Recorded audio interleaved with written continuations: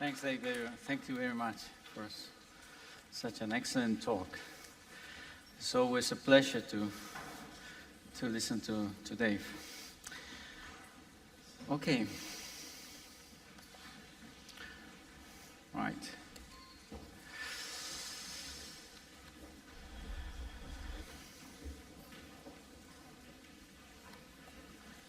Well, optical communications have traditionally been a sort of self-contained medium, so to speak, serving end-to-end users connected by wired media.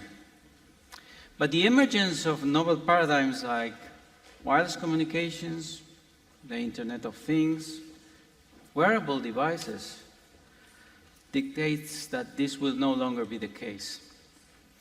Optical communication systems will need to cooperate and interface with RF, wireless, microwave, and millimeter wave segments. And this makes radio over fiber and microwave photonic technologies increasingly important in our community. Perhaps the most evident and pushing example is the development of the emerging 5G standards. 5G targets, for example, 1,000 million connected devices, person to person, person to machine, machine to machine, and end-user speeds of up to 10 gigabits per second. So optical technologies, for sure, will therefore be a must in this context. Our next speaker is Dr. Thibaut Kleiner. He's the head unit of the unit Network Technologies at the ECDG Connect, which is in charge of wireless, optical networks, network architectures, Internet of the Things, and SATCOMs. He manages as well the 5G PPP.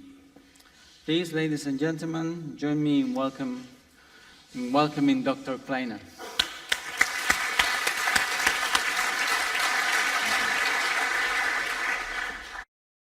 Good morning.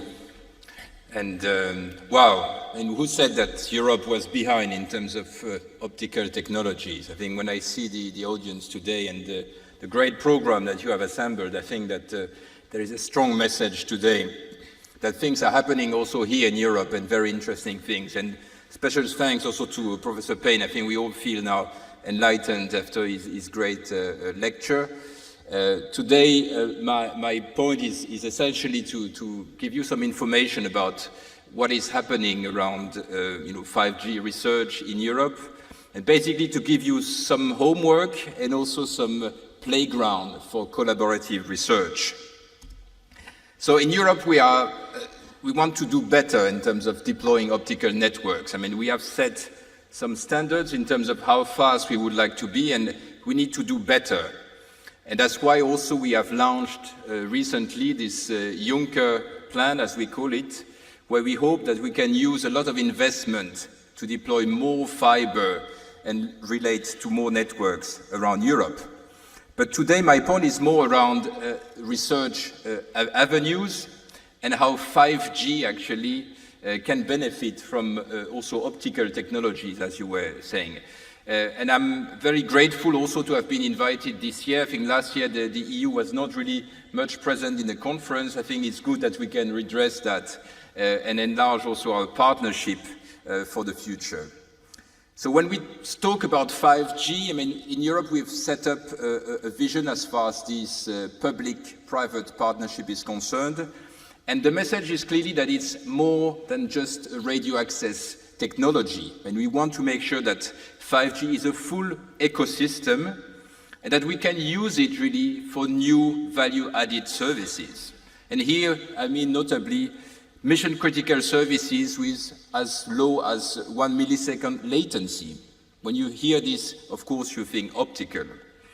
But also where we can have networks that are fully programmable and where you can have a new model where you have multi-tenancy in the network.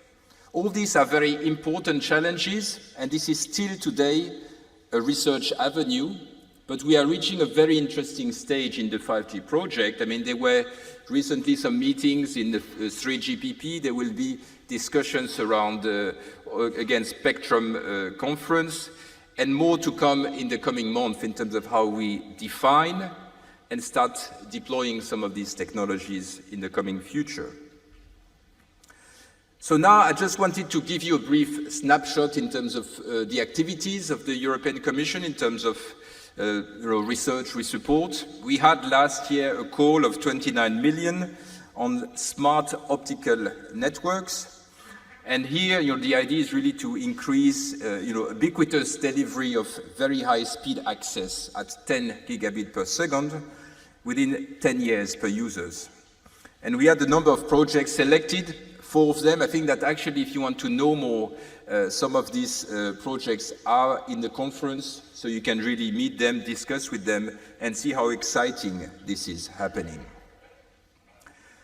Now the big avenue is really around the 5G public-private partnership, and generally we have a very well-established time frame, I would say. This is something that is, broadly speaking, agreed. There is a consensus towards 2020, and all this is happening with a number of entities and standardization places, because 5G, as I said, is more than wireless, so it will require also elements around software-defined networks, and other developments, not only around radio equipments, but also some various optical technologies.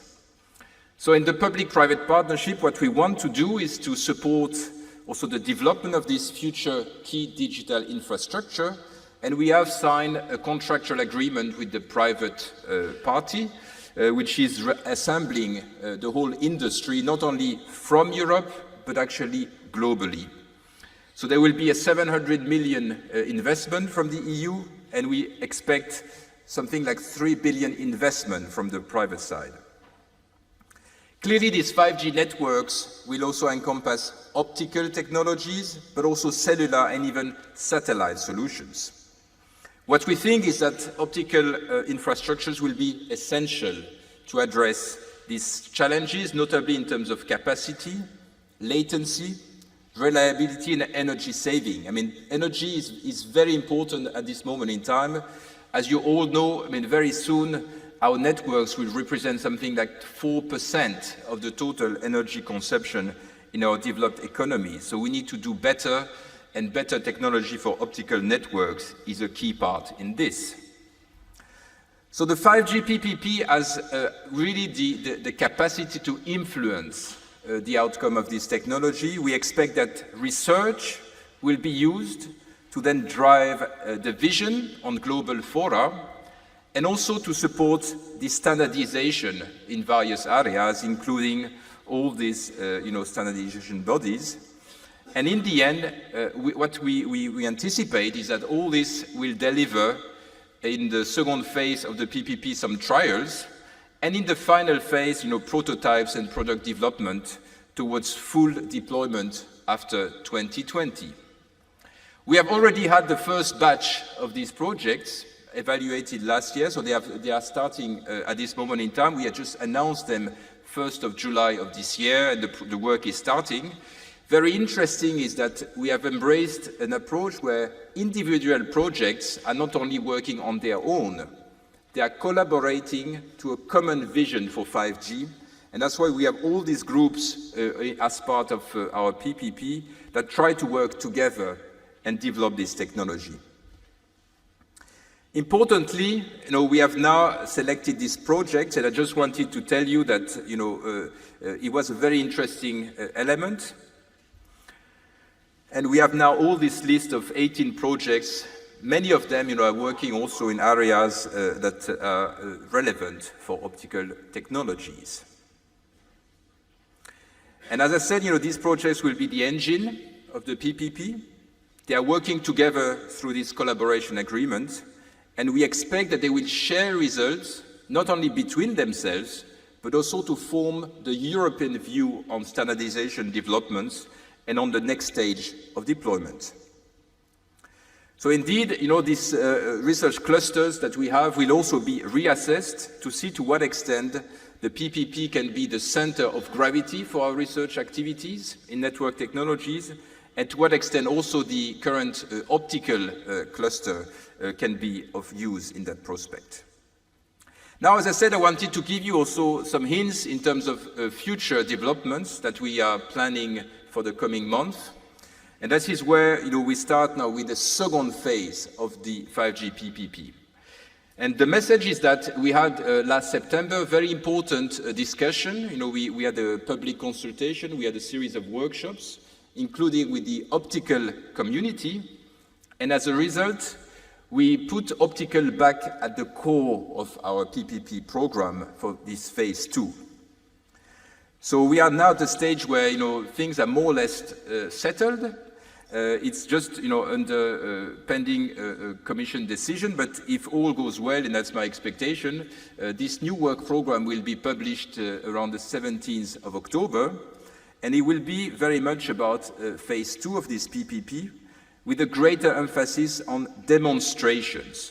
Because if we want to have this technology available in 2020, we think it's time now to also showcasing how we can use these networks, including for verticals like health, like transport, like media. And the good news is that there will be indeed a specific optical core strand as part of the phase 2 of this 5G PPP, both for research, but also, and most important, for the innovation strand. We will have there, again, optical support to access as an innovation strand. And essentially what we hope is that really in this objective, you can have optical networks delivering high traffic and capacity increase for 5G networks, and at the same time that we will work on the core and the metro environments so that we can really have probably more flexible and adaptive form of these networks.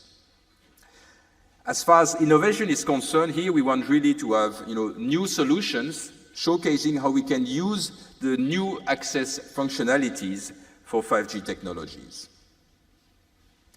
Last but not least, so essentially, there will be a lot of work, and I hope that already now you can start preparing, looking at forming consortium. And there are many international visitors today at the conference. I also should say that we are very much welcoming also the participation of global partners, not only from the US, but also from Asia. And by the way, this morning, Commissioner Oettinger signed a joint declaration where his Chinese counterpart to work together in terms of 5G networks. So that's also a welcome development. And we think that the global landscape will be very much influenced by the research done in Europe. So as I said, last but not least, I wanted also to tease you with some challenges in terms of what we called inducement prices.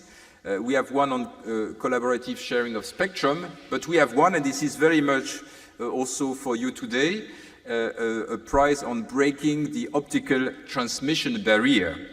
So here really we are looking at radical breakthrough solutions. It's not necessarily linked to 5G, but really it's something that needs to make a big difference in terms of the technology in the area of point-to-point optical fiber transmission. And really the idea is that we would like challenges to show how we could overcome the current limitations of long-distance fiber transmission systems. So very relevant to what we just heard, actually. How it works is that there will be, a 500,000 prize is, for the best proposal, and the idea is really that he would reward the first or the best team that would deliver this breakthrough solution. So it's not a recognition prize; is incentivizing something which is done, even in the process of the delivery, not after it has been performed. So essentially quite exciting prospect and also challenges for the optical communities. We hope you will join this in terms of time frame. The deadline for registering is 16th of December, and we will have the deadline for submission in March next year. And after that, we will do some evaluations. So why not also announcing the results next year at Ecoc? That's an ideal proposal.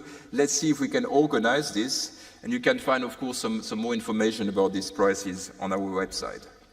So I will just stop here, just to conclude, and again, tell you that we are very excited about what is happening at the moment in terms of research in optical networks in Europe. We are very positive that we are providing also some nice opportunities to do better. And my message is that we have, in Lisbon, the big announcements of our next work program on 5G, but also on other exciting opportunities. So don't hesitate to come. And I hope that we can enjoy not only this conference, but also furthermore opportunities for optical research very, very soon. Thank you.